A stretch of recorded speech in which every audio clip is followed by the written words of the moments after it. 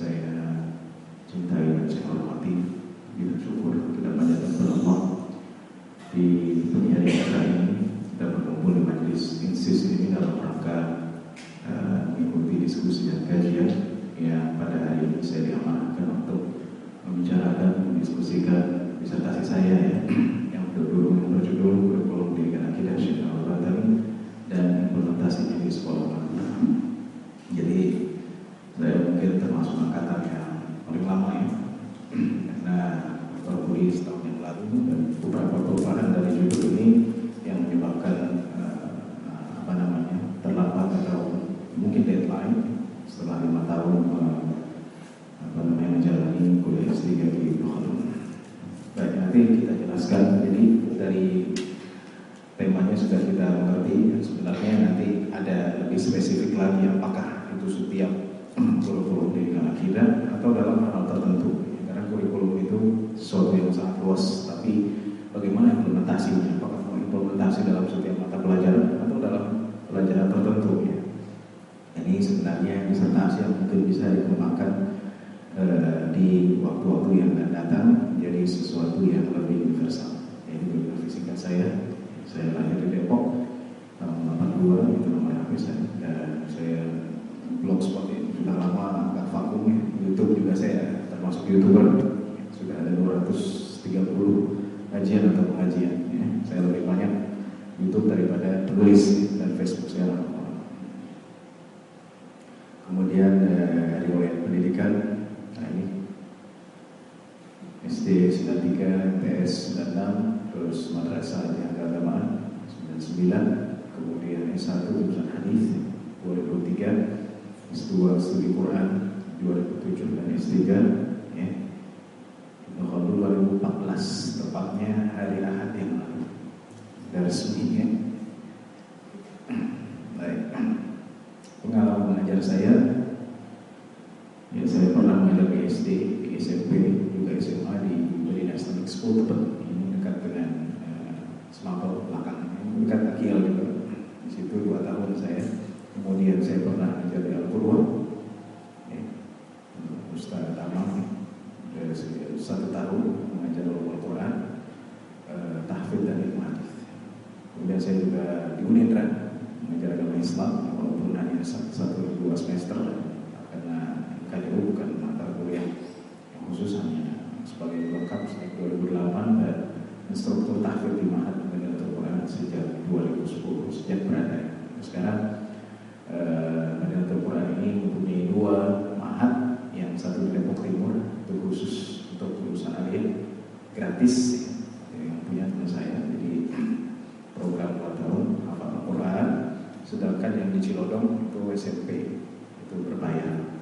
Nah, saya berusia di Depok Timur untuk para alumni aliyah. Teman saya belum ada buat akhwat, baru ikhwan, itu setara dengan D2. Jadi kalau lulus dari NQ atau model Al-Quran bisa langsung meneruskan ke Al-Qur'an, mengambil 2 tahun dan mendapatkan S1. Nah, ini pengalaman dakwah dan organisasi ya. Alhamdulillah 3 tahun dalam Ramadan saya diundang ke Sydney Australia 2009, 2010, 2012 Ramadan sebagai imam dan khatib di Masjid Al-Hijrah. Juga mengisi kajian di BPPT, itu kajian hadis, akidah di Hikmah Sarinah Tafsir, ilmu hadis di PLN, tafsir tematik di Rumah Sakit Asy-Syifa Islam dan mesin-mesin lainnya. Sekarang saya sebagai anggota Komisi Fatwa Majelis Ulama Indonesia Depok tahun ini, bulan April. Baik, jadi latar belakang masalah dari disertasi saya, jadi pentingnya pendidikan akidah. Karena tujuan pendidikan nasional itu menjadikan manusia yang beriman, bertakwa, berakhlak mulia, sehat, dan bertanggung jawab. Itu tujuan pendidikan nasional. Berarti iman itu adalah tujuan yang paling utama dari pendidikan, apapun namanya pendidikan.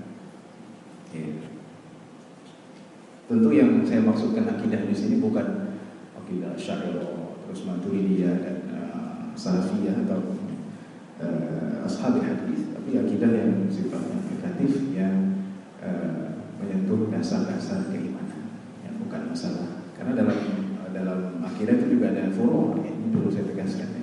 Yang sekarang banyak bentrok antara Asy'ariyah ataupun dengan Salafiyah, itu adalah furu' dalam akidah. Praktek syirik dan penyimpangan ya, itu karena yang kita lihat misalnya anak-anak SMP UN kuburan ya, minta supaya lulus UN ya, padahal kuburan nggak ngasih tempat jawaban gitu.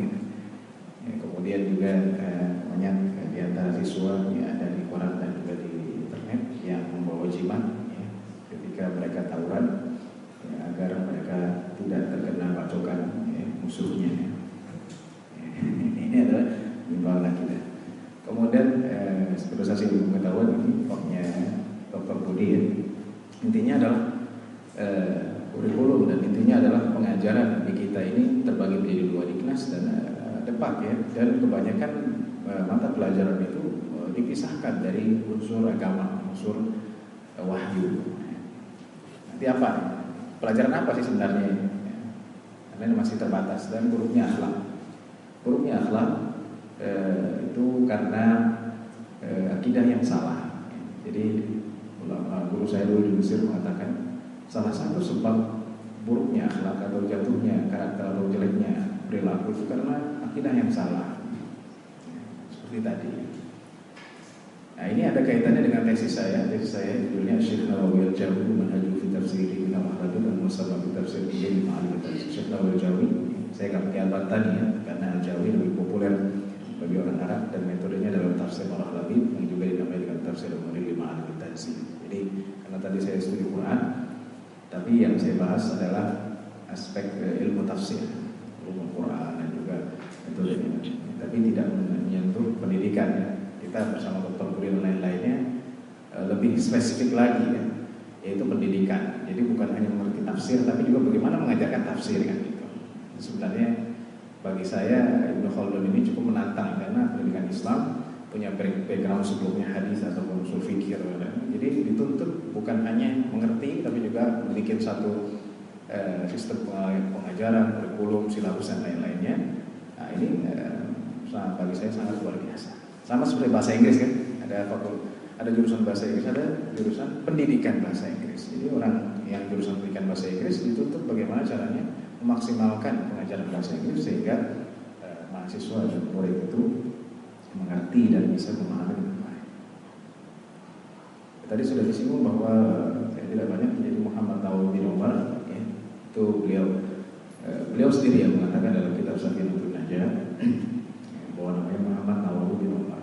Anehnya ya, apabila kita kaji Syekh Nawawi Al-Bantani ini, para orang yang membiografikan Syekh Nawawi, mereka tidak sepakat namanya. Ya, ada yang menggunakan Nuri, ya, ada yang mengatakan Nawawi Umar tanpa Muhammad, berbeda dengan nama yang ditegaskan oleh Syekh Nawawi sendiri. Gitu ya. Jadi kitab besarnya adalah kitab Al-A'la Bizzarkani. Saya punya kopiannya. Tidak semuanya karena Alam Zarkali ini mungkin sekitar 20 jilid ya. Itu nama orang-orang terkenal. Di dalamnya ada Syekh Nawawi. Ya. Luar biasa. Kalau Rusia mana nggak ada ya. Jadi ini ulama-ulama terkenal. Ya. Kemudian juga dalam Wafiyatul A'yan itu juga ada Syekh Nawawi. Berarti Syekh Nawawi ini sudah diakui ya, lahir di Tanara, Banten ya, tahun 2012 saya ke sana ya, karena kata Pak Adian kamu harus ke Banten dulu ya. Saya ke Banten. Karena tentang Banten gitu. Sekitar situ dan juga ke Banten. Kemudian mencari disertasi dan tesis yang berkaitan dengan Nawawi, dan ternyata memang belum ada yang menulis pendidikan, belum ada.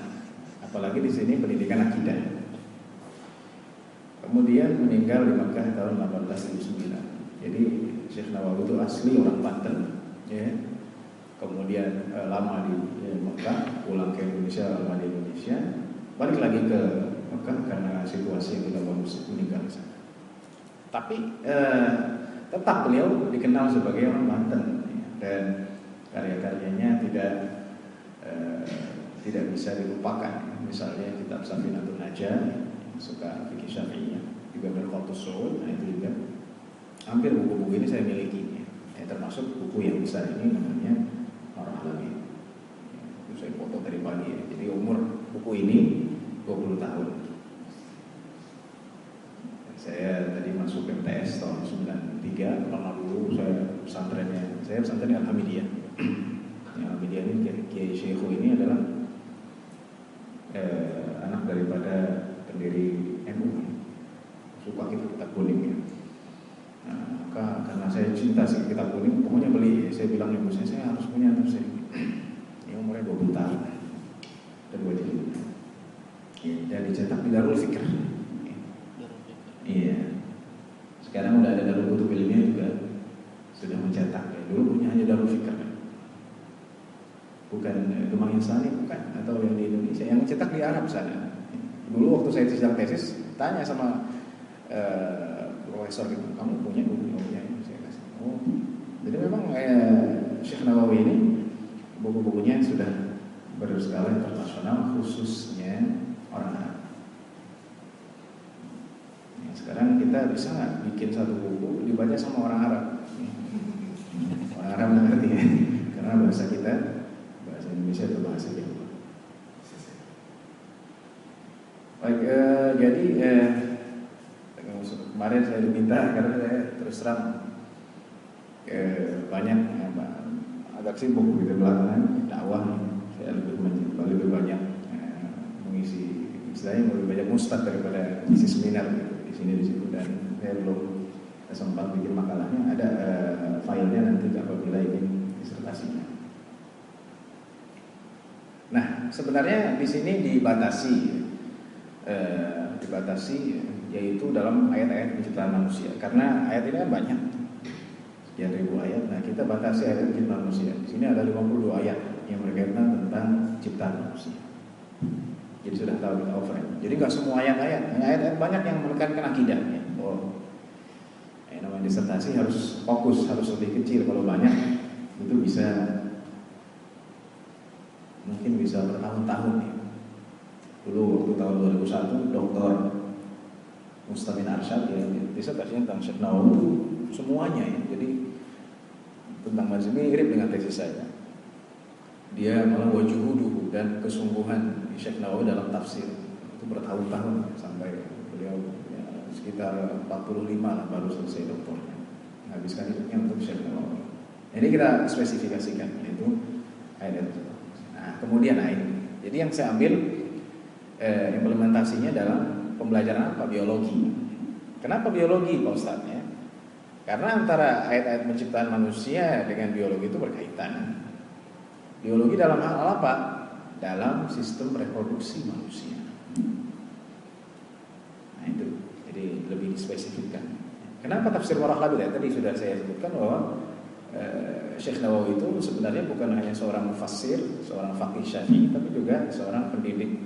Jadi beliau berkontribusi dalam dunia pendidikan. Artinya bukunya banyak dan digaji terus kayak di pesantren-pesantren salafiyah, di pesantren yang bisa dikatakan tradisional atau Nahdlatul Ulama.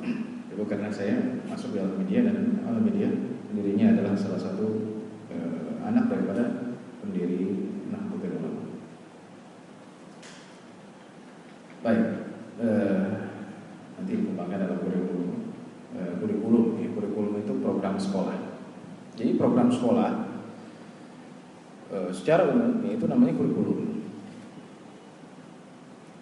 Ada silabus itu kerangka pembelajaran. Mungkin di sini ada ikhwan dan akhwat yang sebagai guru. Saya juga pernah menjadi guru SD, cuman tahfidz ya. Kalau tahfidz kan silabusnya satu menghafal surat An-Naba gitu ya. Cuman isinya begitu, tapi itu ya seperti itulah silabus gitu. Ya.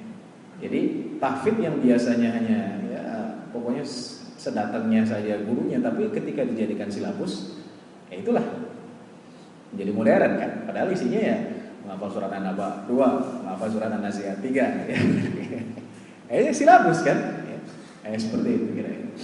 Kurikulumnya apa? Kurikulum Al-Azhar. Dulu saya di Madinah Islamic School di tempat ini, wow, pokoknya nama apa?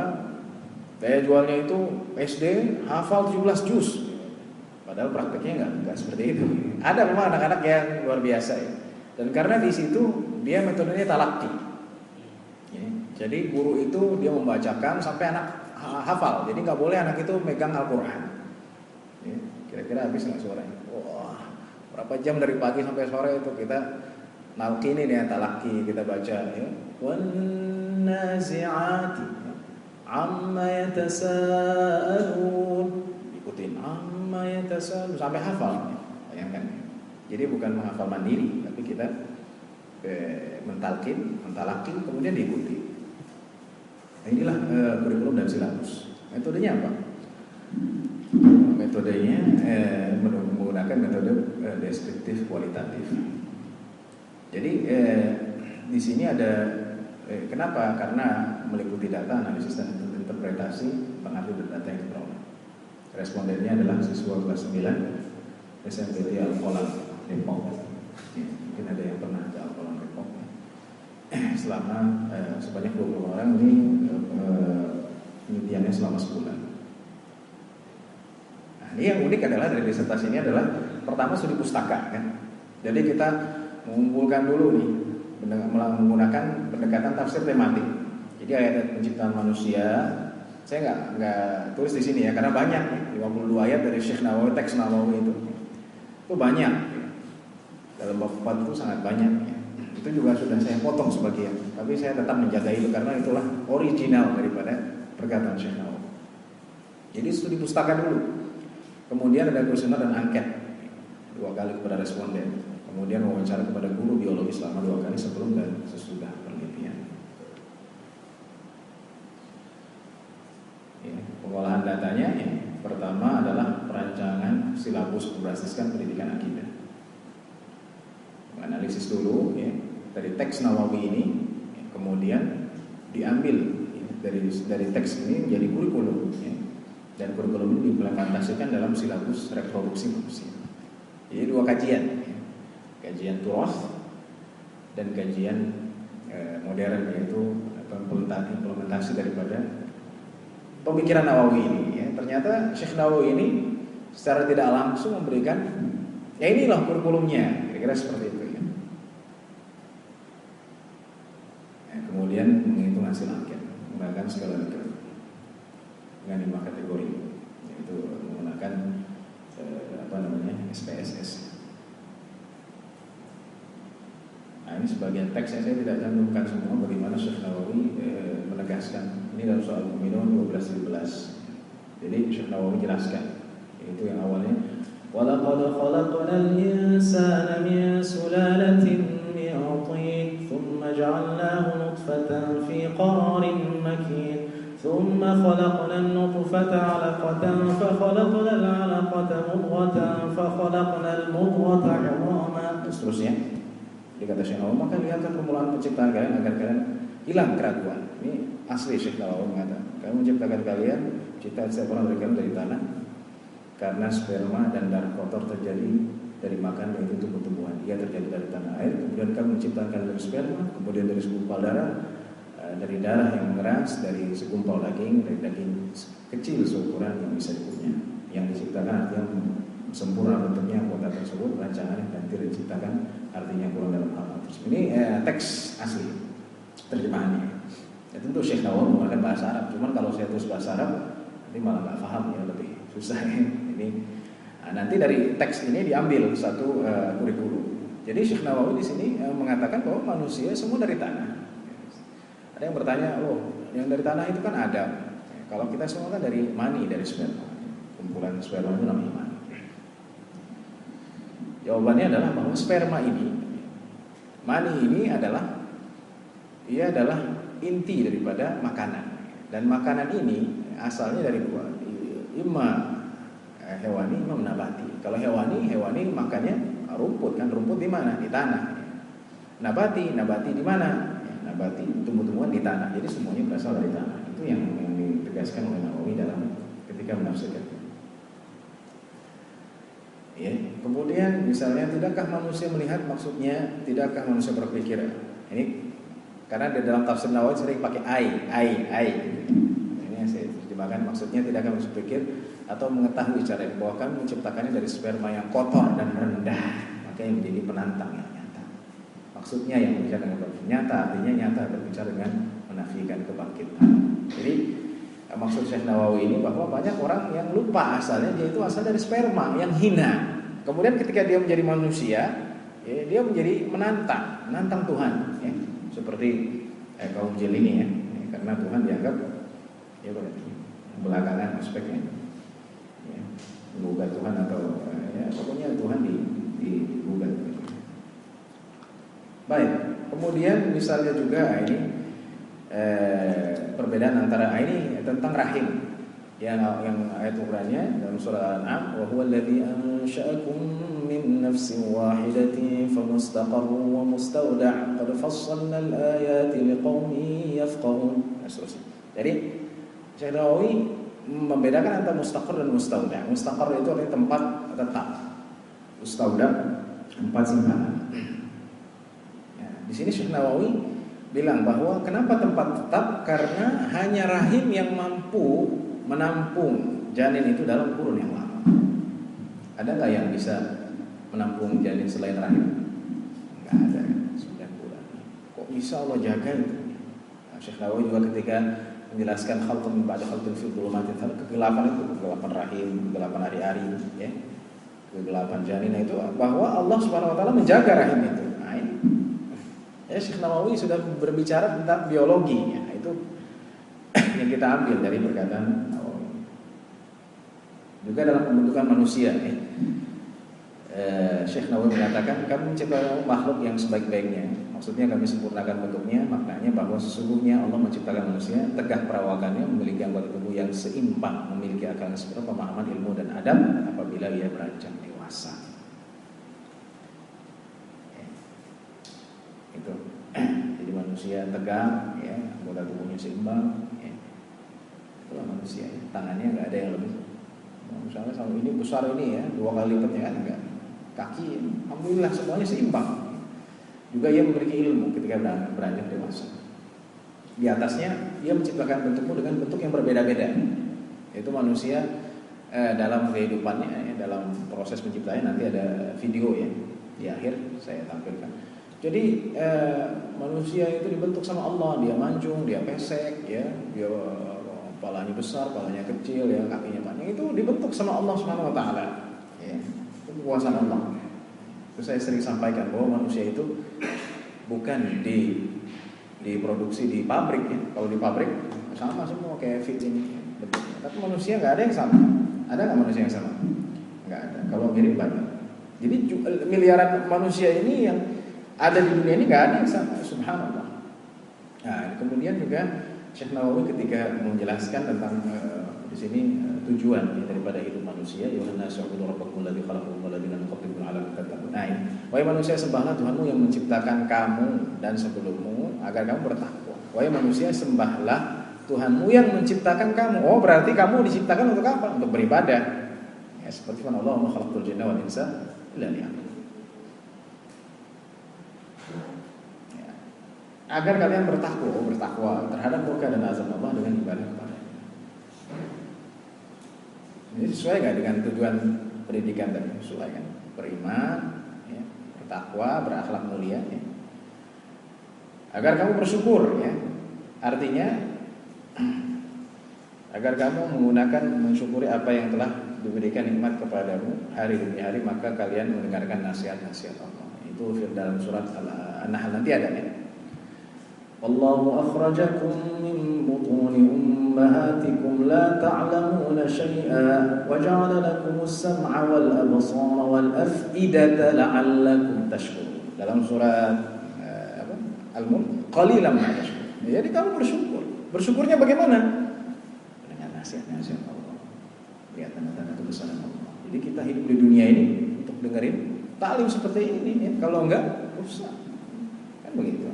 Kenapa ada kajian? Karena itu salah satu bentuk bersyukur pada Allah Subhanahu wa taala. Jadi telinga ini, mata ini digunakan untuk mendengarkan nasihat-nasihat Allah, ajaran Allah, dan lihat tanda-tanda kebesaran Allah. Nah, ini juga banyak ya, cuman ini saya ambil sebagian ya. Karena kalau semuanya ya teks Allah gimana? Allah menciptakan kamu, maka sesungguhnya menciptakan badan adalah Allah. Kemudian mematikan kamu artinya mencabut rohmu ketika habis ajalmu, karena kehidupan dan kematian semua terjadi dengan ciptaan Allah dan ketentuannya. Jadi namanya hidup dan mati itu ciptaan Allah. Kalian akan mati. Allah menciptakan kamu dari lemah, artinya yaitu sperma. Kemudian menjadikan lemah itu artinya janin, bayi yang dilahirkan, yang disusui. Kemudian disakit kekuatan, artinya balik. Jadi masa kecil itu masa lemah. Ini dalam surat Ghafir ya. Iya. Kalau surat Al-Rum, dalam surat Al-Rum. Nanti ada di sini. Nanti ada kurikulumnya. Allahul ladzi khalaqakum min dha'fin tsumma ja'ala min ba'di dha'fin quwwatan tsumma ja'ala min ba'di quwwatin dha'fan wa shayba yakhluqu ma yasha'u wa huwal 'alimul qadir kan. Jadi manusia itu cuma 3 fase, yaitu lemah ya. Kemudian kuat dan lemah. Jadi berapa kali lemahnya? 2 kali. Kuatnya berapa kali? Sekali. Ya. Lemahnya itu ketika di dalam perut, kemudian bayi ya, karena namanya bayi itu ya, ada dia makan sendiri bayi nggak bisa mandi sendiri nggak bisa ya, dimandiin ya, diurusin ya, dianterin ya, di sekolahin dan seterusnya. Masa muda ya seperti sekarang ya. Masa tua ya, masa tua manusia kadang ada sebagian dari, tidak saya cantumkan di sini, ada yang sampai wa minkum may yutawaffa wa minkum may yuraddu ila ardhilil umur. Ya, ada yang dimatikan, ada yang sampai pikun. Ya, kan ada. Nah, ya. Kasih mak makan. Ya.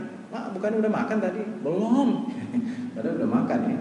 Makan lagi nanti 2 jam ngomong lagi. Mana nih sarapannya? Mak belum makan. Kasih makan lagi. Padahal sudah makan 2 kali. Itu namanya pikun. Obat pikun itu 1. Tahu enggak? Al-Qur'an.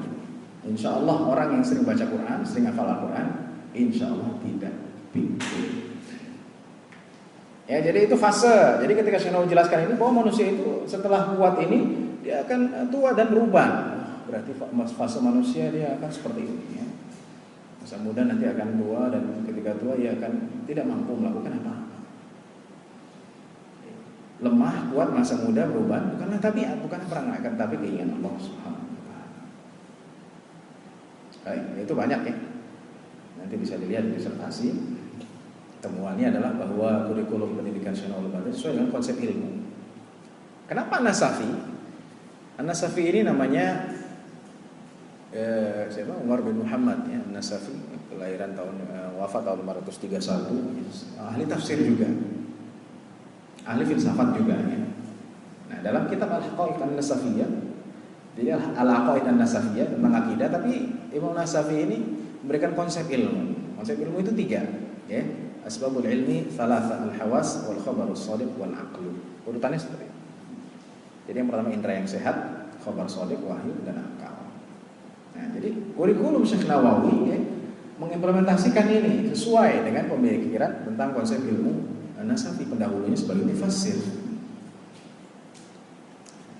Baik. Nah, jadi ada indra ini dari asal melihat ya. Kalau kita kan bisa melihat, oh subhanallah tangan saya ya, persendian melihat, oh alhamdulillah ya, saya tidak terlalu ya alhamdulillah gitu ya, saya cantik, saya ganteng ya. Nah itu bisa dilihat, oh, alhamdulillah badan saya ya, kompleksitas penciptaan manusia ya, bahwa manusia itu diciptakan dengan sesuatu yang luar biasa. Contohnya gimana Pak? Contoh nyata ya. Memang yang dibuat manusia itu nggak pernah sama dengan kekuatan Allah. Bulan Maret ibu saya dioperasi tulang belakang. Sebelumnya orang jangan nanti bisa lumpuh dan seterusnya, karena bingung ibu saya kembali kepada dokter ahli tulang. Karena tulang belakangnya ini bergeser dan pengapuran, sehingga menjepit saraf. Jadi kalau jalan baru 2 langkah sakit. Ini sebagai contoh ya. Ini mengindra ya. Ciptaan Allah dulu. Akhirnya kata dokter yang psikologian harus dioperasi, kalau tidak nggak bisa jalan. Dioperasi. Pasrah. Karena banyak orang yang gagal. Operasi, setelah dioperasi ya, ditaruh pen di sini 3 ya, karena bantalan 3, bantalan 4 4 ya, bantalan 3, bantalan 4, bantalan 5, S1 ya, enggak ada S2 ya. Di 4 jadinya. Itu dikasih pen permanen, jadi dibebaskan dulu ya, yang tajam itu, yang pengapur itu dikasih. Alhamdulillah bisa jalan.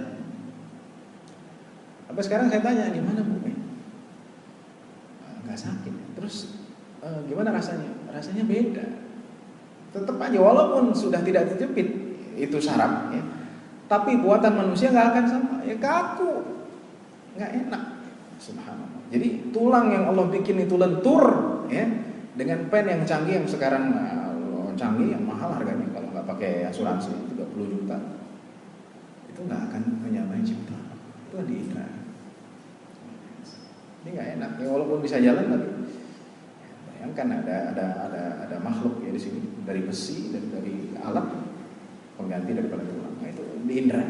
Kemudian wahyu ya, wahyu itu untuk memahami kenapa engkau diciptakan.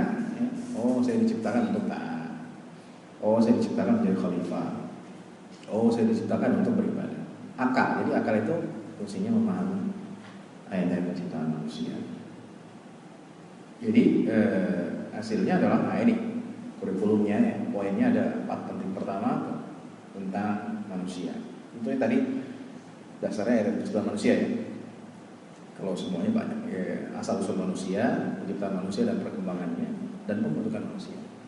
Yang kedua mengenalkan tentang rahim, fungsi rahim, ya, bahwa rahim itu bisa menjaga janin ya, dan rahim itu adalah sesuatu yang sangat kokoh. Ya. Kemudian yang ketiga mengenalkan tentang tujuan hidup manusia. Yang keempat mengenalkan tentang kematian. Ya, yang jabarannya seperti itu. Ya. Unsur-unsurnya itu ayat-ayatnya. Dengan menjabarkan ayat-ayat ini murid diajak untuk tidak takabur. Itu dari perkataan Nawawi ya, ada dalam tafsir. Jadi dari ayat-ayat ini ya diharapkan murid itu nggak takabur, ya, tidak menentang Allah, mengingat asalnya yang hina, selalu memperhatikan tanda kebesaran Allah dalam menciptakan dan tidak menyebutkan Allah dengan sesuatu. Jadi kalau orang ingat asalnya dia nggak akan takabur, ya, dia tidak akan takabur karena dia hanya dari sebab yang hina. Ya, kemudian proses penciptaan manusia dan tahapannya itu ayat-ayat. Dengan menjabarkan ayat ini, murid diajak untuk menyadari bahwa ia diciptakan secara bertahap dalam waktu yang lama, bukan instan. Ya, kalau instan, ya semenit jadi. Manusia nggak seperti itu. Ya, ini orang bikin pabrik aqua, manusia itu dengan tahap 9 bulan, subhanallah. Supaya mengerti, oh, saya itu di rahim ibu saya 9 bulan. Lama. Itu yang disebut dengan laqad khalaqnal insana fi kabad. Kompleks. Nah, ini pembentukan manusia.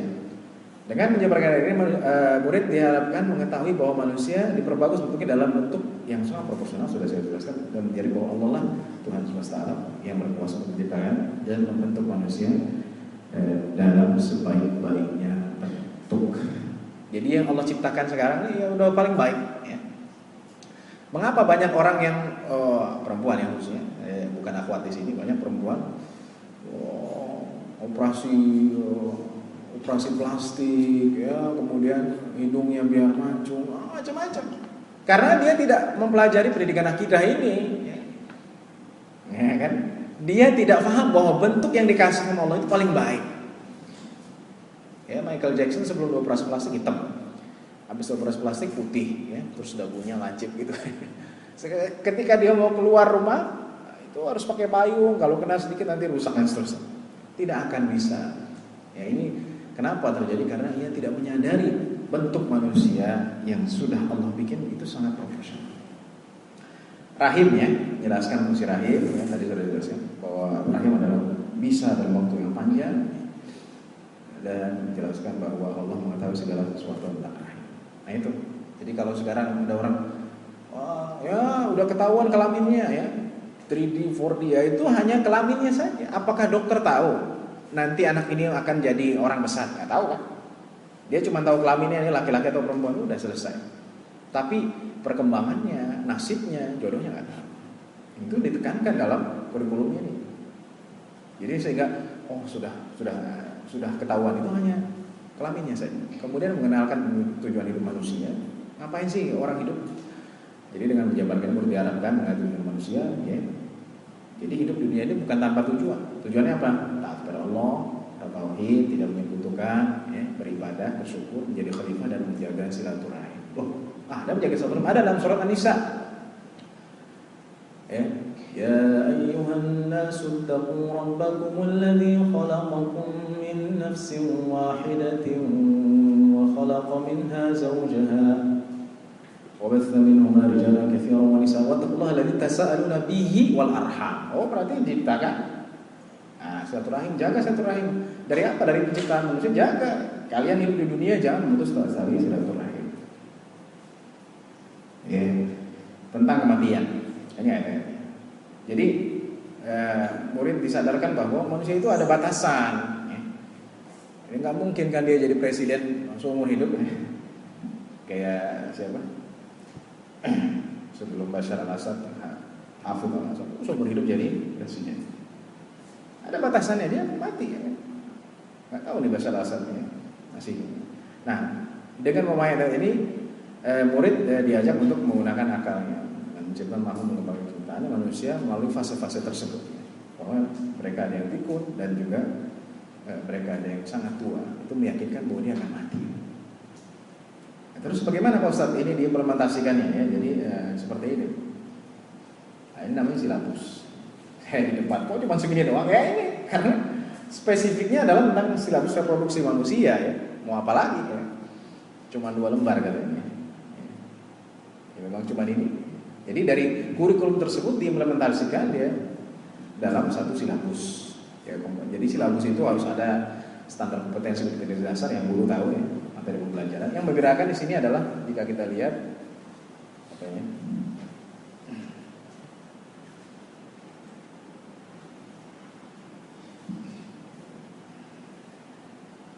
Ya di sini ada jamnya ya, dikali. Nah di sini yang paling mencolok Al-Quran. Jadi sebelum saya mengajar saya kasihkan dulu ya, terjemahannya. Ayat-ayat ini saya bagikan handoutnya. Juga di sini apa namanya, kompetensi dasarnya bukan hanya mengenal sistem reproduksi, tapi juga mengenal Allah. Jadi pas kita belajar kita bilang Allah yang membuat sistem reproduksi. Kan kalau reguler nggak kan, sekuler, ya udah ada, pokoknya ada begitu. Siapa yang menciptakan sistem reproduksi ini? Allah. Ininya sama ya, kira-kira fungsi organ. Sumber belajar torso itu gambar manusia ataupun bisa dengan patung. Kemudian video ini ada di YouTube ya. Cuma saya modif berdasarkan silabus ini. Dan saya ajarkan mengapa manusia diciptakan ya. Kemudian sistem organ sistem ini biasa sama. Jadi ketika menjelaskan sistem reproduksi ini harus dikaitkan dengan keagungan Allah. Sesuai dengan tadi perkataan Allah kan seperti itu. Tauhidkanlah Allah, Allah Maha Kuasa itu.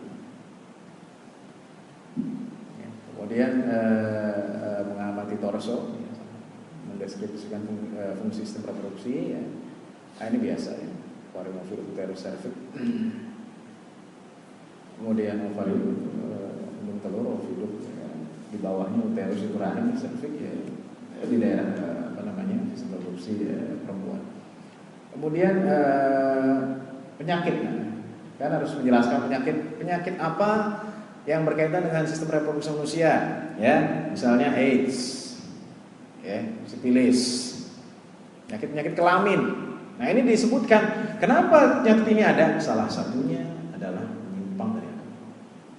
Nah kan gitu, dijelasin. Jadi bukan kenapa yang terjadi? Oh karena free sex itu diharapkan Allah, karena pergaulan bebas. Pentingnya menjaga dari segi apa? Dari melalui ayat penciptaan manusia, bukan melalui kondom ya. Kalau dulu kan Menteri Kesehatannya menggunakan kondom sebelum ya melakukan hubungan. Jadi Anda akan aman, tidak boleh. Nah ini, jadi melalui ayat penciptaan manusia, siswa ini tekankan bahwa ini adalah haram, ya, tidak boleh. Ya, itu akan lewat penyakit. Kemudian karakter yang diharapkan meningkatnya keimanan, ya, kejujuran. Ya. Jadi keimanan ini dari silabus ini, kejujuran ya, disiplin, rasa hormat, tanggung jawab, itu biasa. Baik. Ini yang asli ya. Nah ini kan saya bilang ini yang asli, yang regular. Belum yang dimodif kelas 9 semester 1. Nah ini hanya mendeskripsikan sistem reproduksi. Ya, tidak ada video dan juga tidak ada Al-Quran atau Quran terjemahan ataupun video. Kalau soal ada biasa. Nah ini cuma satu halaman, dimodif jadi 2 halaman. Nah, di sini disiplin tidak ada, menambah keimanan, jujur juga. Ya. Ini sama PG, pilihan ganda, layak.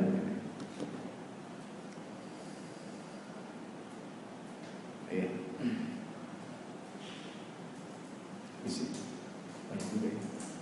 Nah, kesimpulannya adalah kurikulum pendidikan Nawawi itu tadi menekankan 4 poin tentang manusia, baik asalnya, perkembangannya, dan pembentukannya, kemudian tujuan hidup manusia, tentang rahim dan juga tentang kematian. Nah, proses belajar ini dengan ada prosesnya, jadi nggak langsung, ada pre-teaching, while teaching, dan post-teaching. Setiap tahapannya menggunakan itu. Yang mengajar mungkin mengerti teori pre-teaching, persepsi dulu ya. Di persepsi tentang yang diajarkan. Post teaching adalah inti daripada pelajaran. Post teaching adalah reinforcement. Jadi pertanyaan berhubungan dengan institusi dan penyakit, mengevaluasi apa yang diajarkan. Nah ini telah diuji ya, kurang lebih sebulan. Jadi setelah diajarkan, ternyata butir-butir 89% mereka setuju bahwa kurikulumnya silabus ini ya, diterapkan pada pembelajaran biologi.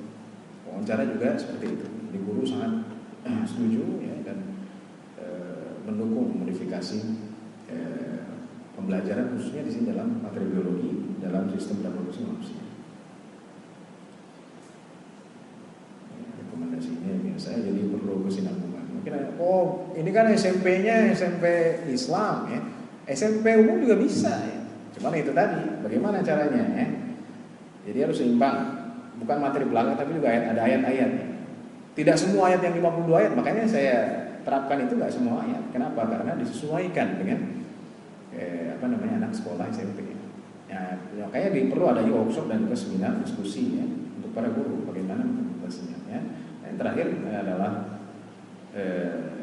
silabus ini bisa diterapkan di sekolah terutama khususnya sekolah Islam, tapi bisa juga di sekolah yang bukan ada label Islam ya, selama muridnya Islam ya, dan gurunya Islam ya, ia bisa mengimplementasikan silabus. Nah, itulah yang saya sampaikan ya. Mungkin ini video ya, ini video sudah banyak yang di YouTube ya, sudah banyak, cuma saya modifikasi, ada musiknya ya. Memang aslinya gitu. Kemudian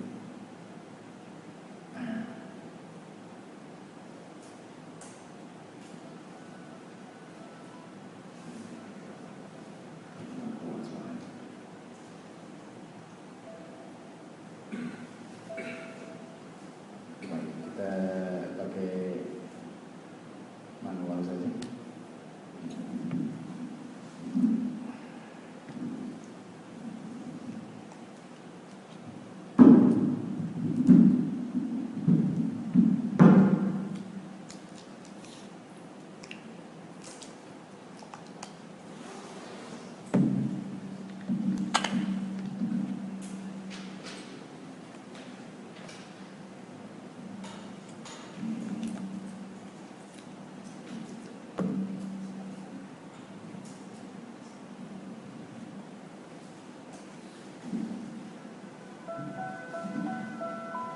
Oke, ini jadi menjelaskannya, ini saya jelaskan bahwa ini adalah sperma yang jumlahnya jutaan, yang disebut dengan intisari daripada tanah.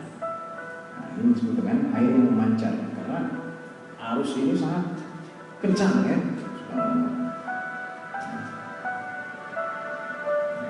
Kita sperma ini menuju ke ovarium atau ovarium.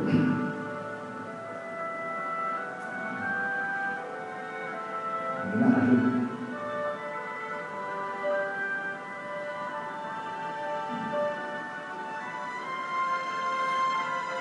Mereka berusaha untuk masuk, ya. Dari juta ini mereka ingin berusaha masuk, tapi tidak ada yang mampu kecuali hanya satu yang berhasil. Nah, ini yang satu.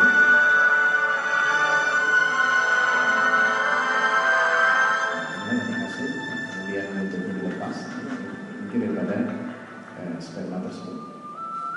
Nah, yang lainnya mati.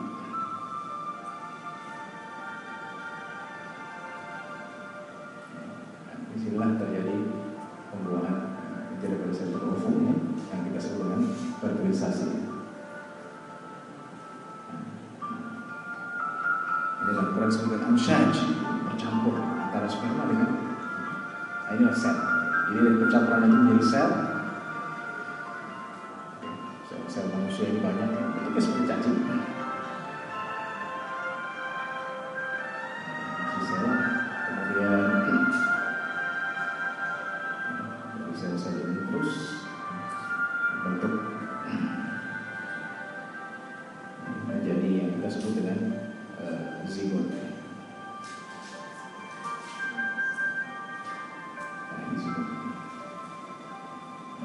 Zigot ini menjadi sesuatu yang menempel, segumpal darah. Ini kan segumpal darah itu sesuatu yang menempel, melekat di dinding rahim.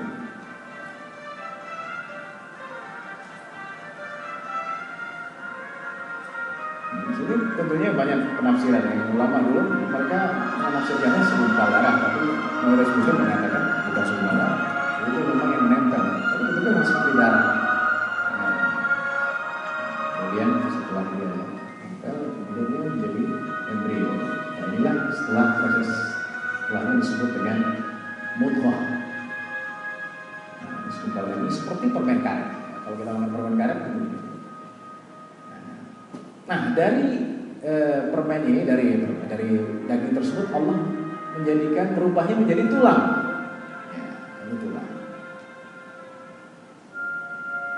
Ya, di sini sering banyak bertanya, loh, bagaimana Pak? Kok dari daging jadi tulang? Ya, bikin jawabannya begini. Ya, kalian bisa nggak makan tulang ayam? Bisa. Ya. Ada yang lunak. Nah, seperti itulah. Jadi daging itu, tulang manusia itu bukan seperti beton, besi. Enggak. Tulang manusia itu lunak. Ya. Dan karena asalnya dari daging. Ya. Jadi kata Rasulullah, pertama nutfah, ya, sperma, kedua tahap yang kedua adalah alaqah, yang ketiga mudghah. Berarti 120 hari, ya, itu ditiupkan roh, yaitu masuk fase selanjutnya, itu tulang. Nah, ini kita lihat, ya, dia sudah memiliki detak jantung di sini. Ya. Nah, ini disebut fetus. Ya. Fetus ini kemudian dia sudah memiliki nafas, kemudian dia dibungkus lagi dengan daging.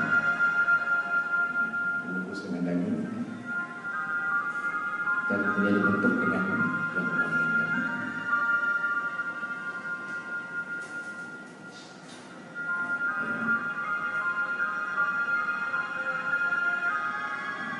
Ya.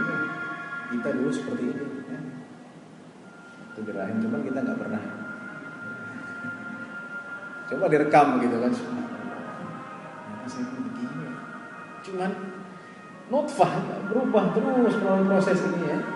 Kemudian dia nendang-nendang, ya, perut ibunya,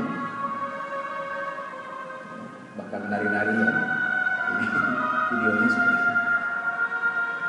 Nah, inilah sebetulnya 38, ada hari-hari, ya, ada janin itu dan ada rahim. Ini bentuk, ya, jadi yang Allah bentuk itu udah paling sempurna. Mau diganti pakai apapun nggak pernah akan sama. Tadi contohnya kasus saya, ya, diganti dengan pen ataupun tidak akan sama.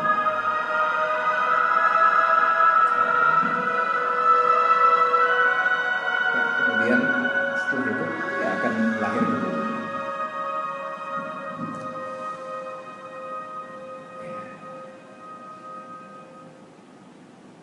Ya akan lahir ke bumi.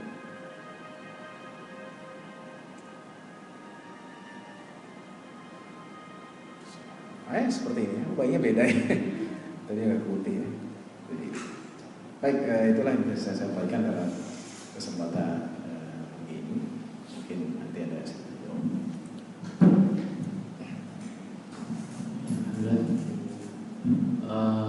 Terima kasih pemaparannya Ustaz. Kalau tadi pemaparannya ini yang luar biasa ya. Bagaimana seorang, kalau kita pikir menempatkan diri kita pada konteks zaman Syekh Nawawi, Al-Bantani seperti itu gitu. Bagaimana pengetahuan beliau terhadap proses penciptaan manusia dan seterusnya, itu menjadi suatu hal yang menarik, apalagi beliau berasal dari Banten gitu, seperti itu. Oke, untuk selanjutnya mungkin kita buka sesi tanya jawab. Untuk sesi pertama mungkin kita batasi, kita punya waktu sampai zuhur, insyaallah. Kita batasi di sesi ini pada 3 pertanyaan. Bagus, untuk Irfan maupun Fatih.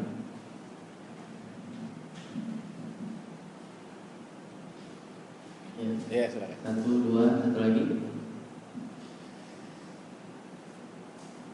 Satu lagi dari Irfannya ada? Tahu dua dulu. Kita dari Mbak yang jilbab hijab.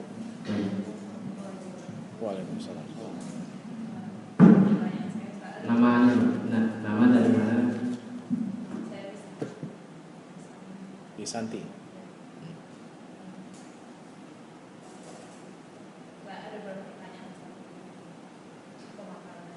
Yang pertama itu, apakah tafsir An-Nawawi itu tafsir Syekh Nawawi itu cuma digunakan sampai sejauh mana sih, apa cuma tafsirnya itu aja yang harus diaplikasikan ke kurikulumnya? Mungkin ada penjelasan yang kelewat dari tadi, karena sebelum saya kan masih belajar.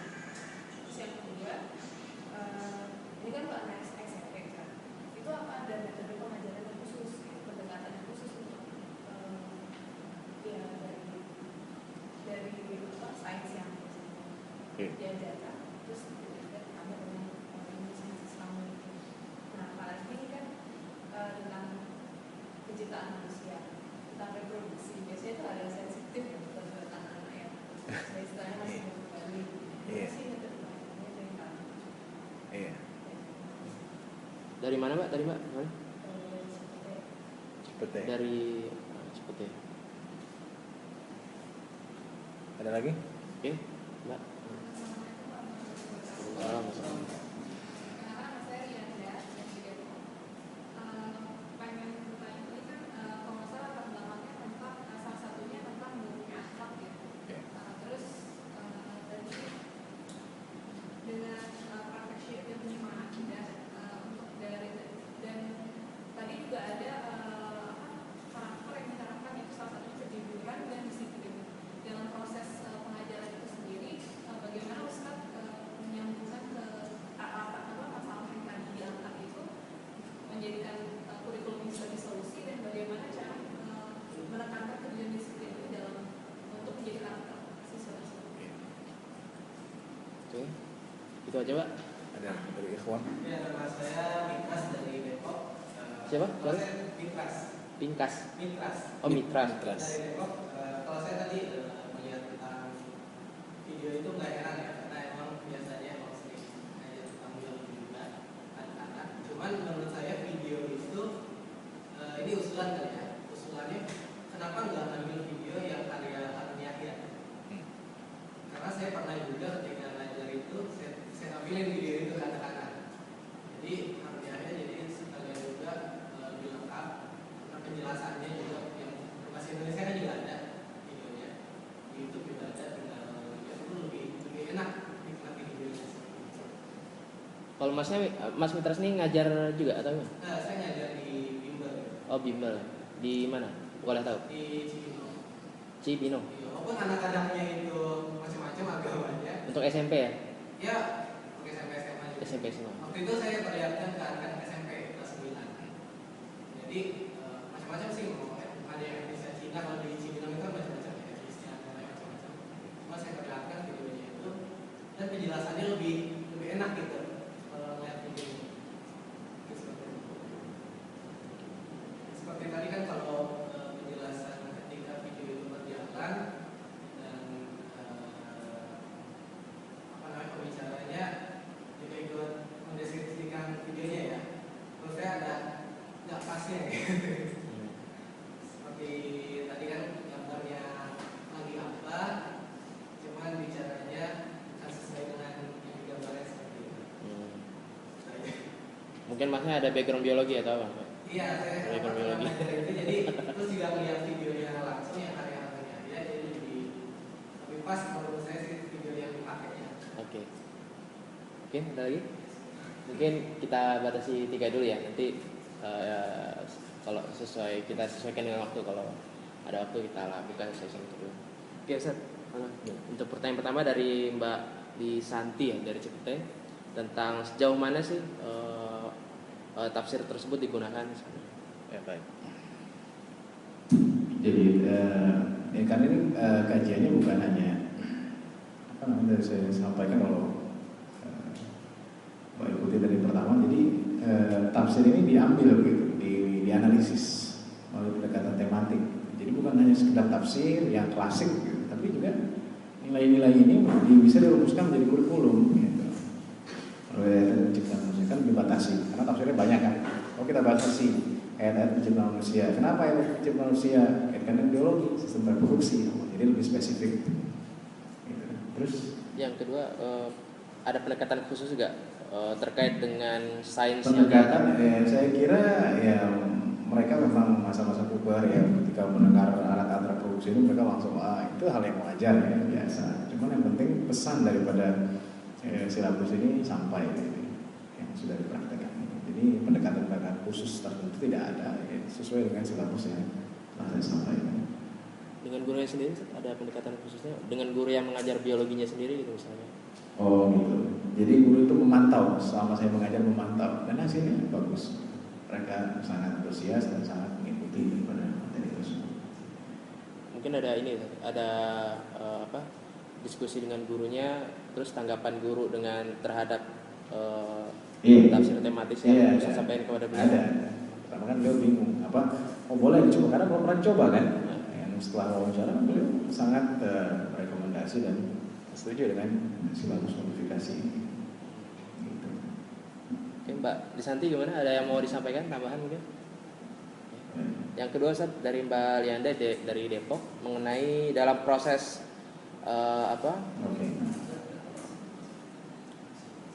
dalam proses apa tadi? Karakter ya? Iya, terkait dengan karakter ya. Dari mana kok bisa begitu ya? Bagaimana menerapkannya? Apabila kita lihat yang aslinya ya, itu hanya di sini hanya disiplin sudah ada sebenarnya disiplin. Cuman yang belum disebutkan apabila kita lihat karakter yang modifikasi adalah iman ya. Jadi dari kuesioner kenapa imanmu kenapa? Merasa nggak keagungan Allah? Merasa bagaimana? Setuju gitu ya. Jadi ada sesuatu yang lebih gitu, bukan hanya disiplin ya.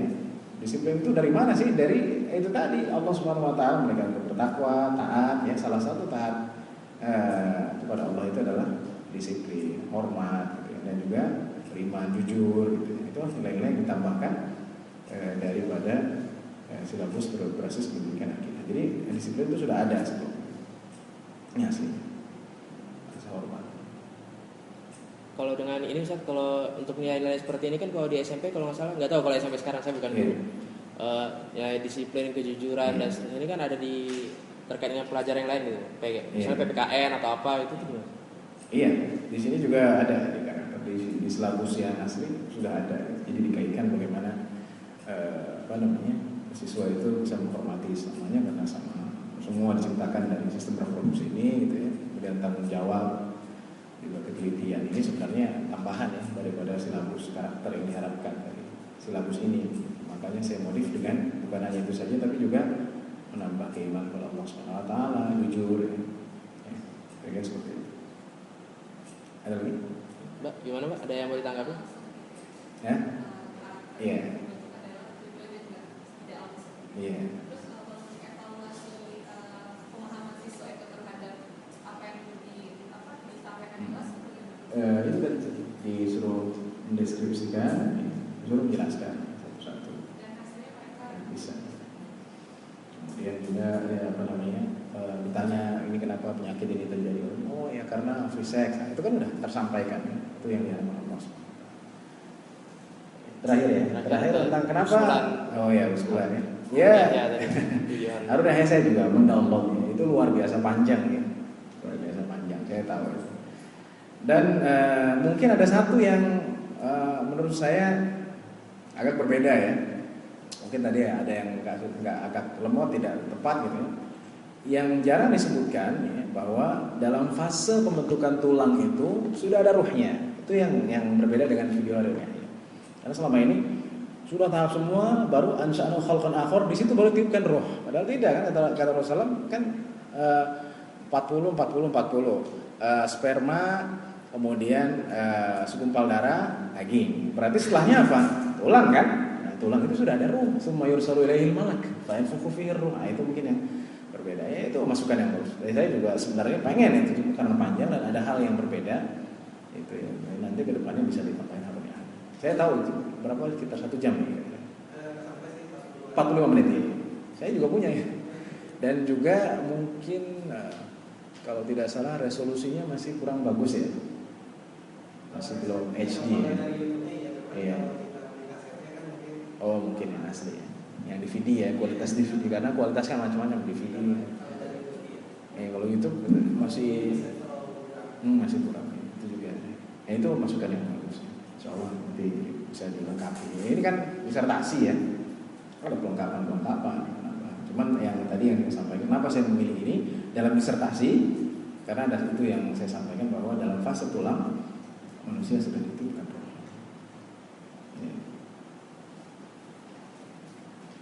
Ada lagi? Oke, gimana Mas Mitras? Ada yang mau udah? Main tadi aja. Oke. Ada yang mau tambahkan lain mungkin Sat, terkait dengan 3 pertanyaan ini? Cukup ya. Oke. Ada lagi, kita masih punya waktu sampai dengan zuhur. Buat teman-teman, kalau ada yang lain ingin ditanyakan, masih ada waktunya. Padahal ada yang disampaikan ini? Silahkan. Ya. Nama, langsung aja deh. Nama dari tema yang dikaji kali itu namanya dulu biar Ustaz. nama Maroni dari Jakarta. Mahasiswa Libya. Masya Allah. Jadi Kan tantiq al-Arabiyah. Tantiq al-Arabiyah. Ustaz, yang lain nggak ngerti enggak? متخرج أم ما زلتم في دراسة nama saya itu في شريعة؟ ما شاء الله. berkaitan pembicaraan tentang Syekh Nawawi Al-Bantani gitu ya. Jadi beliau tokoh yang fenomenal, terutama oleh banyak masyarakat, terutama masyarakat pendidikan para pesantren. Yang ingin saya tanyakan, barangkali ada sistem perbedaan gitu antara pendidikan yang dilalui oleh Imam Nawawi sendiri dengan proses pendidikan pada zaman sekarang. Karena kita lihat sebenarnya proses pendidikan itu juga menentukan bagaimana goalnya sebuah pendidikan itu. Jadi mungkin bisa diceritakan bagaimana perjalanan Imam Nawawi menuntut ilmunya itu, prosesnya seperti apa gitu. Sehingga beliau bisa menjadi seorang ulama seperti itu dan juga memahami dalam segi keilmuan yang lainnya. Kemudian yang kedua tentang masalah reproduksi ini atau penciptaan manusia. Imam Nawawi kan juga membuat kitab Marwahul Nabi ini dalam kitab tafsir, dan biasanya dalam pembuatan kitab itu juga memiliki marojid yang kuat gitu. Nah biasa kalau Imam Nawawi sendiri, apakah dia seperti ulama-ulama tafsir yang lain seperti Imam Tabari dan juga Imam Ibnu Katsir yang mereferensikan pembuatan kitab itu berdasarkan pemahamannya terhadap Al-Quran, Sunnah dan juga sahabat yang lainnya, atau bagaimana itu dari segi referensi pembuatan kitab itu sendiri? Karena menarik gitu, karena kitab tafsir ini.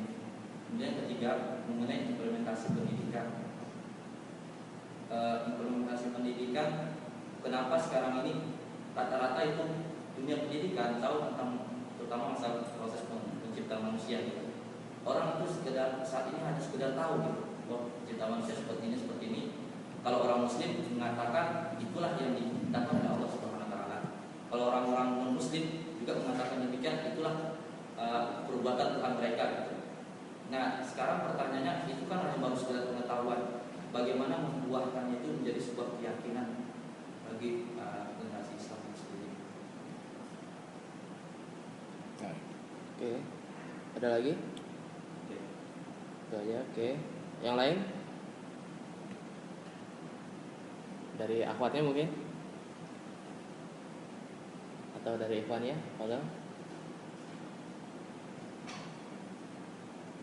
Kalau nggak ada, saya mau sedikit nambahin pertanyaan. Silakan. Moderator boleh nanya juga ya. Nah, karena moderator dadakan ini sebenarnya. Jadi mau nanya juga. Kalau kaitannya dengan ini gimana Ustaz? Pandangan Ustaz? Sekarang kan yang lagi ramai ini tentang kurikulum 2013. Oh iya.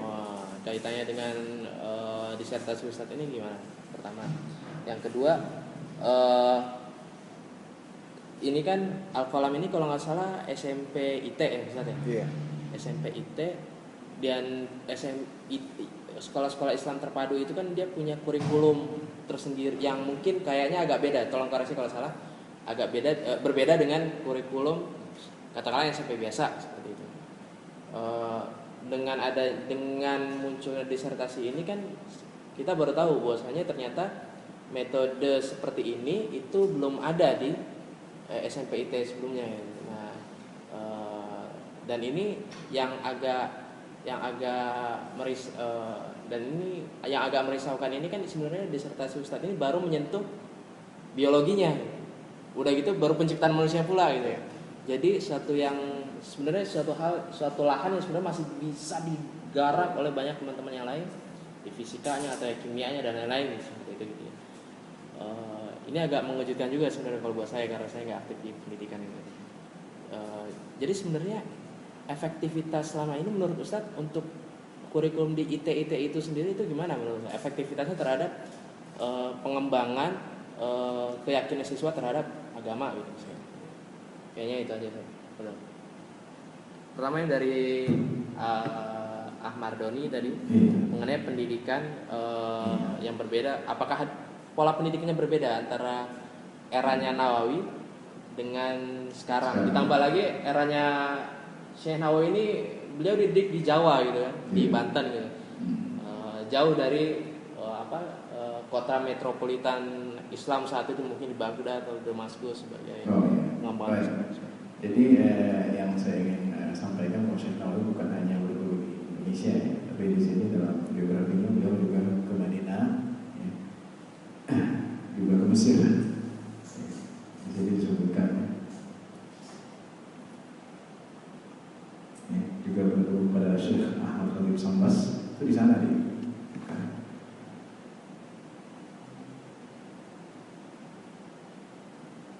Ia datang dari Mekah, Madinah, Mesir dan negeri Syam. Jadi sudah sampai Damaskus.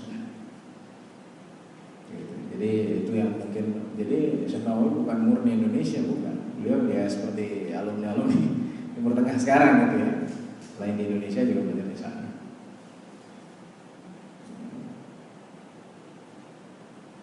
Baik, nah, di situ ada guru-gurunya ya. Banyak guru-gurunya di sini sebagian ya, karena saya memangkas nih karena untuk isinya. Ini murid-muridnya.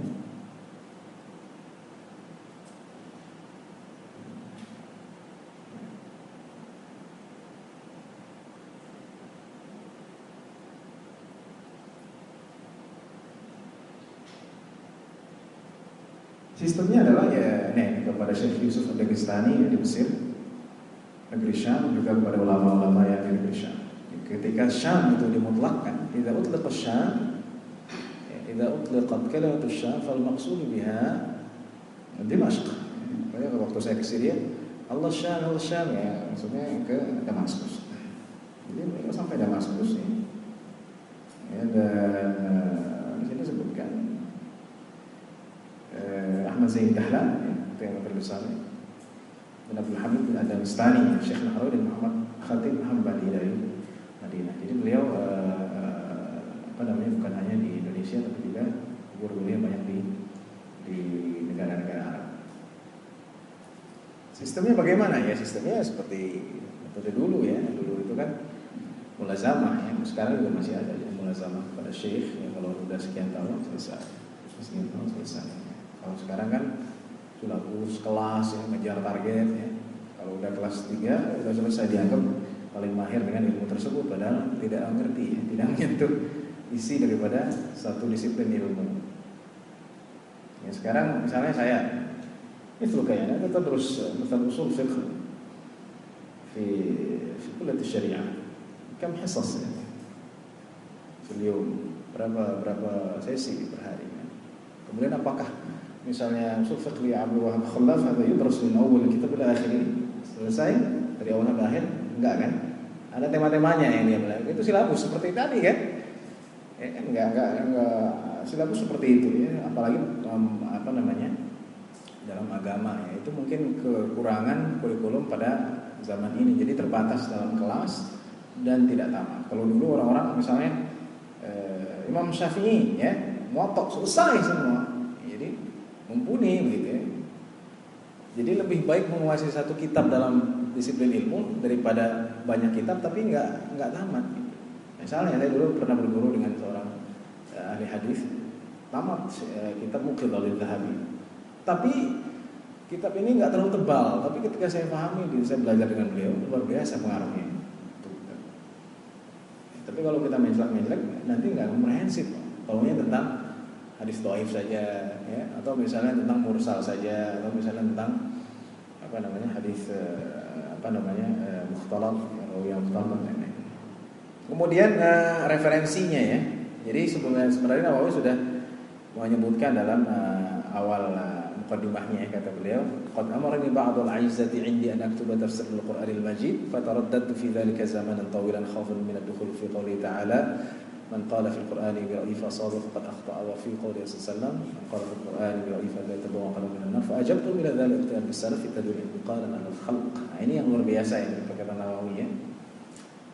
Ini juga permintaan ya, teman-temannya sebenarnya, dan Syekh Nawawi lama memikirkan apakah saya nulis atau tidak. Maka aku mengikuti. Kenapa? Ya, salah satunya adalah mengabadikan ya, tadwinul ilm, menyusun ilmu dan ibqal al-khalq. Ini yang mungkin semangat menulis ya. Kenapa sekarang ada gerakan menulis ya ini? Karena memang ulama-ulama dulu terkenal karena tulisannya, karyanya. Istilahnya ibqal al-khalq. Jadi bagaimana karya itu menjadi abadi. Jadi kekal itu adalah dengan menulis. Nah ini kata beliau, wa akhadtu min al-futuhatil ilahiyah wa min mafatihil ghaib wa min as-sirajil munir. Ini referensi besar. Wa min tanwil al-miqbas wa min tafsir al-Su'id wa al-Su'ud wa qala fi muqaddimah tafsir wa laysa ala fi'li mazid walakin li kullin tajdid ya, kurang boleh yakun dzalika 'ala li wal qasirina mithli. Jadi beliau merendah, saya sebenarnya nggak menambahkan, tapi saya mentajdid. Nah ini juga adalah pekerjaan ya. Ketika banyak referensi, saya formulasikan lagi bagaimana menampilkan dengan zaman ketika itu. Nah, itu memang ilmiah, jadi tidak masalah saya menukil dari sini, nggak masalah. Oh Anda banyak nukil, itu ilmu. Tapi ketika saya membentuk lagi, formulasi lagi, itu yang luar biasa ini dilakukan oleh Syekh Nawawi. Jadi beliau juga mengambil dari Jamul Bayan, Tafsir Quran Al-Azim dan lain-lainnya. Adakah pendapat yang ada? Banyak ya. Pendapat beliau murni itu ada, ya. Itu ada di tesis saya. Tapi itu bukan masalah, itu bukan bahasan dalam disertasi ini. Nah, jadi saya tidak menekankan itu ada. Dalam fikihnya Syekh Nawawi punya pendapat sendiri, dalam nahwu punya pendapat sendiri. Jadi tidak mengikuti sebelumnya. Gitu. Ya sebenarnya. Yang ketiga bagaimana kita kan sekedar tahu aja nih selama ini pengetahuan, bagaimana agar pengetahuan yang itu bisa menjadi sebuah keyakinan. Oh iya. Salah satunya silabus tadi ya. Jadi perlu workshop. Jadi ditekankan, itulah gunanya silabus kan jelas arahnya, kompeten dasarnya apa. Jadi ketika menyampaikan, oh ini acuannya, silabus itu apa, kerangka. Makanya berkaitan dengan pertanyaan antum tadi ya, Saya baru tahu di sekolah Islam memang seperti itu. Ternyata dalam kurikulum atau dalam silabus mata sains tidak ada di situ unsur-unsur Al-Quran kan. Kalau pelajaran tahfidz ya gitu kan, atau pelajaran fikih memang, tapi ternyata kosong kan. Itu asli memang begitu. Apalagi yang di sekolah biasa gitu. Sama ya. Berarti untuk sains itu dia antara sains biologinya SMP Sama. biasa dengan SMP sama itu. Saya baru tahu. Iya. Terus ada lagi? Oke, itu yang ketiga. Udah sih dari beliau udah.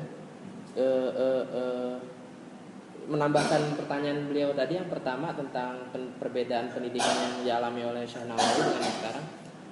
Sedikit menambahkan, apakah beliau belajar secara khusus sains gitu? Oh iya, tidak disebutkan. Tapi ini menunjukkan bahwa tafsir Nawawi sudah menyebutkan hal itu gitu. Walaupun tidak sedalam ya Ar-Rumiyyah dan lain-lainnya, tapi itu ada kan. Yang sudah menyebutkan itu. Jadi seorang mufassir ini kan makanya disebutkan mufassir ini harus menguasai sekian ilmu kan. Ya, salah satunya ilmu yang berkembang pada waktu itu. Mungkin biologi kita itu tidak seperti sekarang. Ya. Jadi tidak akhadal kimia minman enggak ada. Belajar ilmu kimia dari fulan enggak ada. Enggak disebutkan dalam sejarah Nawawi. Itu artinya tafsir itu sebenarnya kaya gitu. Kaya ada di dalam, ada unsur biologi dan macam-macam ya. Karena kan tidak mau ketika Allah khalaqal insana min harus jelaskan dong bagaimana ini. Itu kan ada pemahaman. Jadi intinya yang ingin saya sampaikan, mereka itu terintegrasi gitu ya. Ketika menjelaskan ayat otomatis bersinggungan dengan biologi itu ya. Walaupun Syekh Nawawi setahu saya membaca biologi tidak pernah belajar khusus biologi ke alim fulan. Ya. Itu ini. Ada lagi? Kaitannya dengan ini kurikulum 2013 menurut saya. Oh 2013 Kan lagi rame nih sekarang. iya karena ada penekan karakter ya, saya kira sangat cocok ya kalau sudah diterapkan di 2013. Ini kan belum resmi ya, tapi secara tadi kan karena dari responden wawancara mereka setuju gitu. Sekarang tinggal kepala sekolahnya juga saya tawarkan ini, beliau sangat setuju. Sekarang tinggal implementasinya saja gitu. Nah, itulah disertasi. Maksudnya nggak mesti daripada harus jadi enggak kan. Kita rancang terus kita ujikan ternyata hasilnya baik ya, sekarang terserah mau nggak dipraktekkan gitu kan. Itu fungsi disertasi, bukan sampai harus enggak ya. Tapi mereka puas kan sekarang dengan implementasinya saja gitu. Dan ketika itu saya bilang seperti ini Pak, pada kepala sekolah mau bagus mau nggak nerapin itu bukan bahasa disertasi kalau mau atau enggak. Oh ya, tergantung kebijakan sekolah. Lagi. Kalau kaitannya dengan ini Ustaz, yang tadi yang kalau kurikulum ini pendapat Ustaz mengenai kurikulumnya sekolah-sekolah Islam terpadu ya. Yeah. Kalau misalnya katakanlah saya kebetulan anak saya belum sekolah tapi mungkin tahun depan sekolah. Kalau misalnya kurikulum di SMP Islam terpadu sekolah Islam terpadu itu seperti enggak berbeda dengan sekolah-sekolah pada umumnya gitu. Cuma ada tambahan muatan keagamaan, mungkin pelajaran tambahan agama lainnya ditambah. Terus apa bedanya dengan apa perlunya kita menyekolahkan anak kita ke sekolah Islam terpadu untuk muatan agamanya? Ya udah biar aja mereka ngaji ke masjid, kan bisa aja ada orang tua yang berpikir seperti itu. Gimana Pak? Baik, iya.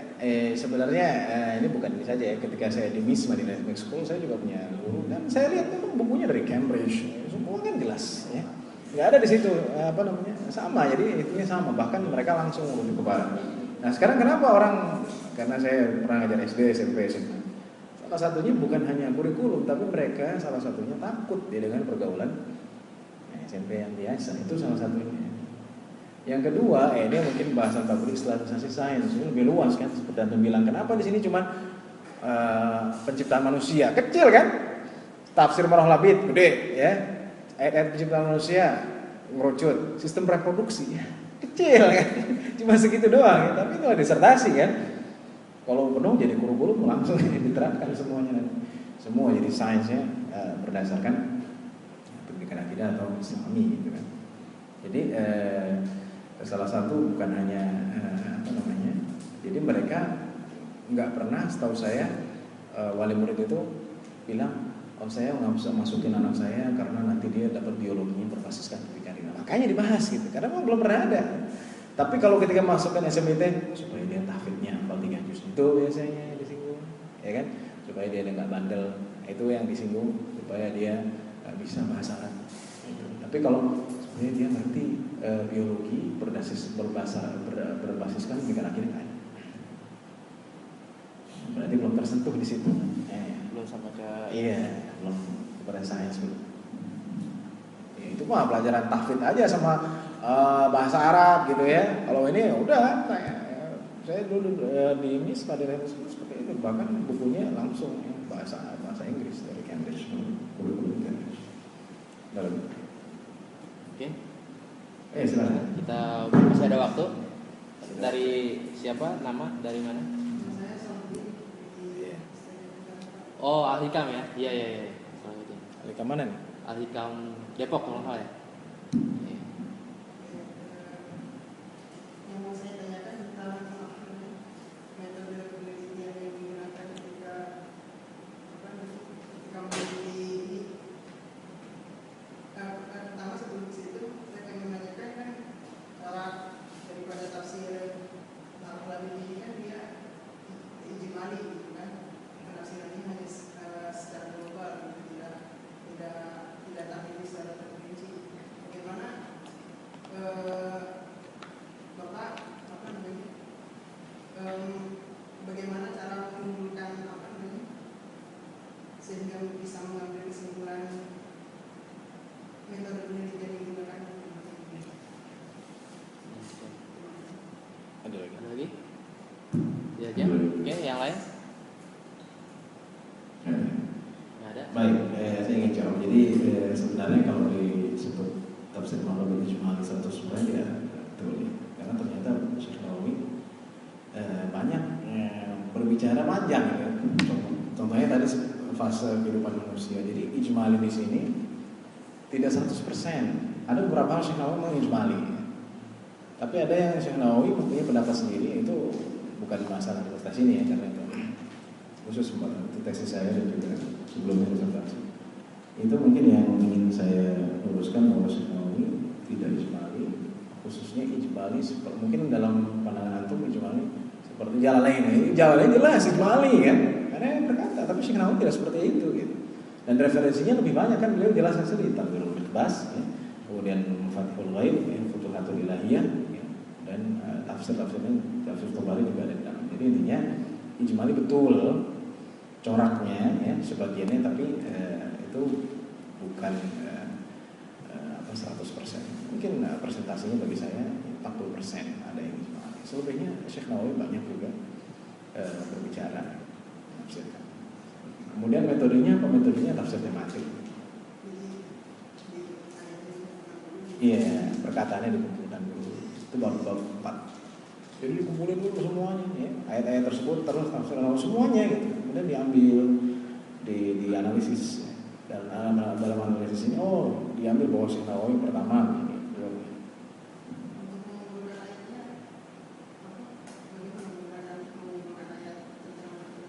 Yang bertema, bisa menggunakan menjadi bahasa Al-Quran. Nah itu juga dia bermasalah bagaimana maksudnya. Apakah berdasarkan hafalan antum ya, karena antum hafal gitu kan ya.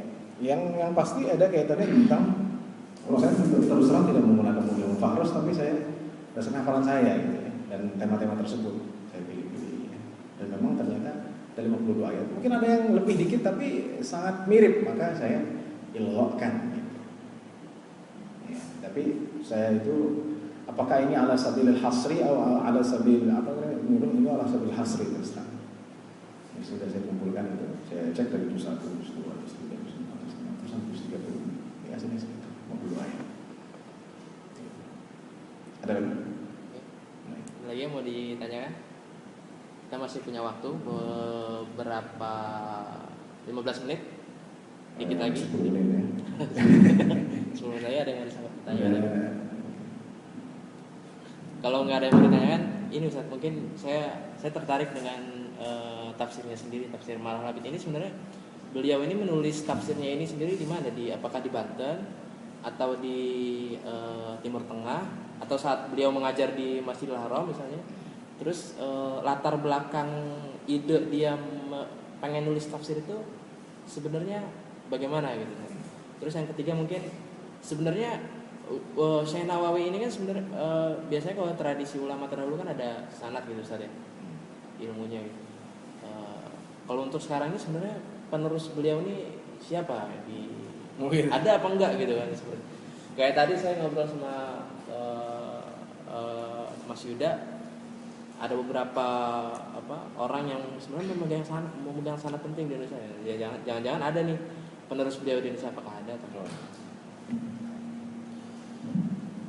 Ya, baik. Jadi di dalam tafsir Mahabud saya tidak menyebutkan yang saya tulis di muka, tapi zahir ya, nampaknya Syekh Nawawi ini menulisnya ketika mengajar di sana.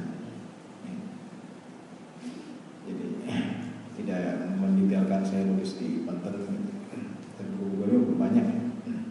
Berwaktu Sul sampai Datuk Najib yang lainnya. Kemudian ada pun motifnya tadi sudah saya sampaikan, ini salah satunya permintaan teman-temannya.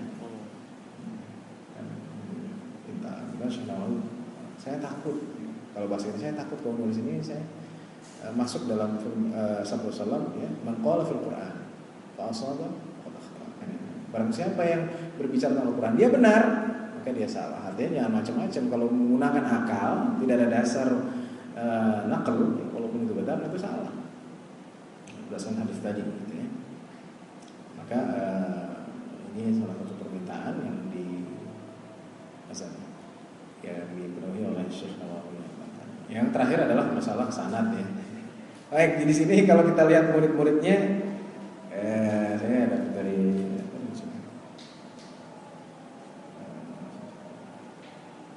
jadi yang disebutkan itu pendiri NU ya, ini salah satu muridnya, dan juga pendiri Muhammadiyah. Jadi Ahmad Dahlan dan Syekh Hasyim Asy'ari salah satu, kedua-duanya murid daripada Syekh Nawawi Banten. Ada banyak murid-murid di sini. Ini disebut dari ulama Nusantara. Ini Hasyim Asy'ari, Daud, Syekh Said Mursin, Khalil Bakaran, Syekh Mahfud, Ustaz Al-Dahulawi, Hamid, Banten dan sampai Malaysia. Baik, apakah ada sanadnya gitu? Allah alam gitu ya. Karena sanad ini begini. Sekarang kita ingin, baik, kalau kita ingin sanad, kita ingin teliti ya. Sanad itu apa saja sih? Pertama pasti yang mesti sanad itu Quran. Sanad. Kemudian hadis. Sekarang kalau tafsir, ini kan sudah pemahaman kan? Apakah dia perlu sanad itu? Atau sekedar ketika saya mulazamah sudah dianggap itu kan juga masalah, karena jadi harus dibedakan antara gini, sanad, mulazamah sama metode sekarang kelas. Mungkin kalau sanad bisa dibilang jarang pada zaman ini. Iya, jarang. Dan orang milih-milih, saya mau sanad Quran. Sanad Quran jelas, Hafiz Sanasim. Oke. Hadis Kutubus Sittah. Kutubus Sittah sekarang kan ditulis semua kan? Sekarang orang baca hadis dengan baca Quran beda nggak? Beda, ya. Kalau baca Quran ada unsur makhrajnya. Kalau baca hadis bisa baca sendiri kan? Cuma pemahamannya itu, karena perlu sanad atau tidak. Kalau Quran mesti kan gitu. Hadis, kemudian ada tafsir. Jadi ada istilahnya yang sanad. Kalau sanad orang pasti mulazamah kan. Kalau orang mulazamah belum tentu sanad. Gitu, orang mulazamah itu ada sanadnya. Apalagi klasikal. Ya. Sekarang orang bahas Syekh Nasir Al-Albani dia punya sanad. Tapi orang-orang yang berguru dia banyak. Ya, saya tahu ada Syekh Abu Sa'ad Al-Huwaini di Mesir. Itu yang lama Syekh Mubil, sekian tahu sama Syekh Al-Albani. Kemudian Syekh Rabi' pertama mulazamah kan. Nah, sekarang saya mau bermasalah Syekh Al-Albani apakah punya sanad? Nah, itu permasalahan. Yang pasti dia juga mulazamah dong sama guru sebelumnya, walaupun banyak juga di perpustakaan. Jadi ada sanad, mulazamah, ada klasikal, klasik, kelas berkelas seperti ini. Nah, biasanya kalau yang kelas itu dia nggak mulazamah, tergantung dengan silabusnya gitu. Udah selesai, udah. Jadi nggak ada mudawamah. Jadi kalau mulazamah itu kan terus lama dengan guru itu bisa 2 tahun, 3 tahun, 4 tahun. Nanti kalau guru bilang kamu sudah mewarisi ilmu saya. Nah, itu mungkin bisa dianggap sanad juga kan. Baik, jadi kalau saya ditanya, adakah ulama-ulama di Indonesia yang memiliki sanad? Terus terang saya belum bisa jawab. Tapi kalau Quran banyak, Quran riwayat ya. Misalnya itu banyak. Saya juga dulu punya sanad Quran. Hafaz itu mesti ya. Tapi kalau misalnya tafsir hadis, saya rasa tidak banyak gitu. Karena itu lebih kepada pemahaman ya. Kalau baca Al-Quran kan dia riwayatnya banyak, Warosh, Hafaz, terus apa lagi tuh? Banyak ya. Amr dan lain-lainnya seperti itu. Ada lagi? Cukup ya? Sudah azan. Ini sebenarnya nggak tahu nih. Ada titipan pertanyaan dari teman-teman nih baru ini. Mungkin satu sekali lagi. Oh gitu. Untuk beliau kan sempat kembali ke Indonesia, terus balik lagi ke Timur Tengah. Ada pertanyaan dari teman-teman teman-teman Jeep ini yang menyebabkan dia balik lagi ke Mekah itu apa Ustaz? Itu tadi dari situ situasi yang tidak aman, jadi tentara Belanda ini ya, mungkin kalau sekarang ada kerusakan sehingga saya memutuskan untuk alasan keamanan. Iya, itu ada kok di sini di ensiklopedia ulama Indonesia. Jadi alasan keamanan karena tidak bagus. Saya memutuskan misalnya bukan karena saya Nawawi nggak suka Indonesia, tidak kondusif ya ke sana. Dan sampai akhir hayatnya beliau di sana. Oke, saya rasa untuk diskusinya kita cukupkan sampai di sini.